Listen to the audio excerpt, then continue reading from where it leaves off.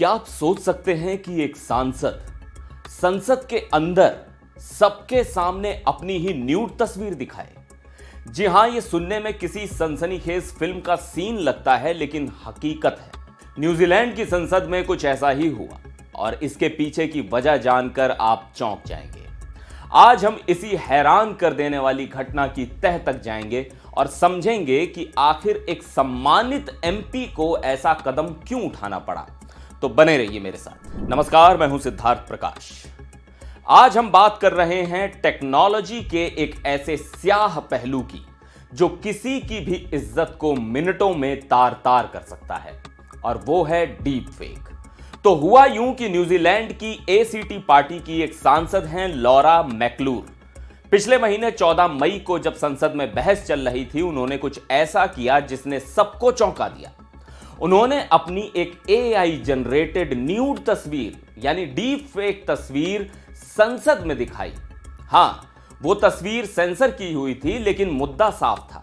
Laura ने संसद में कहा, यह मेरी न्यूड तस्वीर है, लेकिन यह असली नहीं है। मुझे अपनी ऐसी कई डीप फेक तस्वीरें बनाने में 5 मिनट से भी कम समय लगा। अब आप खुद सोचिए, अगर कोई सांसद संसद में सिर्फ 5 मिनट में ऐसा कर सकती है, तो कोई साइबर अपराधी किसी आम लड़की के साथ क्या कर सकता है?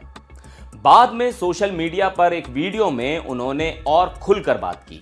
उन्होंने कहा कि मैंने संसद के सभी सदस्यों का ध्यान इस ओर खींचा कि यह डीप फेक कितना आसान है और इससे कितना ज्यादा शोषण और नुकसान हो रहा है, खासकर हमारे युवा न्यूजीलैंड वासियों, और उसमें भी ज्यादातर हमारी युवा लड़कियों को। तो अब सवाल यह है कि लॉरा ने यह डीप फेक तस्वीर खुद बनाई कैसे? उन्होंने बताया कि बस एक सिंपल गूगल सर्च से उन्हें एक वेबसाइट मिली और कुछ ही मिनटों में यह नकली आपत्तिजनक तस्वीरें तैयार हो गईं। यह दिखाता है कि यह कितना खतरनाक टूल है जो किसी के भी हाथ लग सकता है। लॉरा का कहना है कि समस्या टेक्नोलॉजी में नहीं है, बल्कि इस बात में है कि कैसे इसका गलत इस्तेमाल लोगों को परेशान करने, उन्हें बदनाम करने के लिए किया जा रहा है। हमारे कानूनों को अब इसके साथ कदम मिलाने की जरूरत है, और वो सही कह रही हैं। न्यूजीलैंड में मौजूदा कानून सीधे तौर पर डीप फेक को कवर नहीं करते।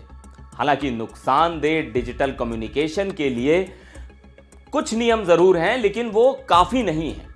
लॉरा मैक्लूर ने खुद माना कि संसद में वो तस्वीर दिखाते हुए बेहद डरी हुई थी, लेकिन उन्हें लगा कि डीप फेक के बढ़ते दुरुपयोग से निपटने के लिए नए सख्त कानून बनाने की मांग करने के लिए ये जरूरी है, और इसीलिए अब वो एक नए प्रस्ताव का समर्थन कर रही हैं, जिसका नाम है deep fake digital harm and exploitation bill. यह बिल रिवेंज पॉर्न और बिना सहमति के इंटीमेट रिकॉर्डिंग से जुड़े मौजूदा कानूनों को अपडेट करेगा। इसके तहत बिना सहमति के डीप फेक बनाना या शेयर करना एक अपराध माना जाएगा। साथ ही पीड़ितों को ऐसा कंटेंट हटवाने या न्याय पाने के लिए ज्यादा साफ रास्ते मिलेंगे। न्यूजीलैंड के एक्सपर्ट्स का भी यही मानना है कि ज्यादातर डीप फेक पॉर्न बिना सहमति के बनाए जाते हैं, और लगभग सभी मामलों में महिलाओं को ही निशाना बनाया जाता है।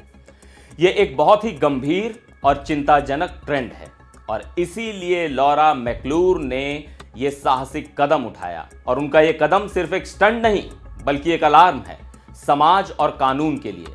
उन्होंने एक पोस्ट में लिखा कि किसी को भी डीप फेक पॉर्न का निशाना नहीं बनना चाहिए, खासकर उनकी सहमति के बिना। यह सरासर शोषण है। सीधी सी बात है, हमारे कानून अभी पीछे हैं और इसे बदलना होगा। लेकिन यह सिर्फ न्यूजीलैंड की कहानी नहीं है। डीप फेक का खतरा आज पूरी दुनिया पर मंडरा रहा है। एआई टेक्नोलॉजी जितनी फायदेमंद है, गलत हाथों में उतनी ही खतरनाक भी साबित हो सकती है। किसी की भी इज्जत, किसी की भी छवि चंद मिनटों में धूमिल की जा सकती है। यह मानसिक रूप से तोड़ देने वाला अनुभव हो सकता है। लॉरा मैक्लूर ने जो हिम्मत दिखाई है, वो काबिले तारीफ है। उन्होंने एक बहुत ही संवेदनशील मुद्दे को इतने प्रभावशाली तरीके से उठाया है। अब जरूरत है कि दुनिया भर की सरकारें इस खतरे को गंभीरता से लें और ऐसे मजबूत कानून बनाएं जो डीप फेक के दुरुपयोग को रोक सकें और पीड़ितों को सुरक्षा दे सकें। अब आपसे सवाल, आपको क्या लगता है, क्या भारत में भी डीप फेक को लेकर सख्त कानूनों की जरूरत है? आपके विचार हमें कमेंट सेक्शन में जरूर बताएं। अगर आपको यह जानकारी महत्वपूर्ण लगी हो तो इस वीडियो को लाइक करें और अपने दोस्तों और परिवार के साथ शेयर करें ताकि ज्यादा से ज्यादा लोग इस खतरे के बारे में जागरूक हो सकें। फिलहाल आज के लिए बस इतना ही। फिर मिलेंगे एक और दिलचस्प वीडियो में, तब तक के लिए मुझे दीजिए इजाजत। नमस्कार।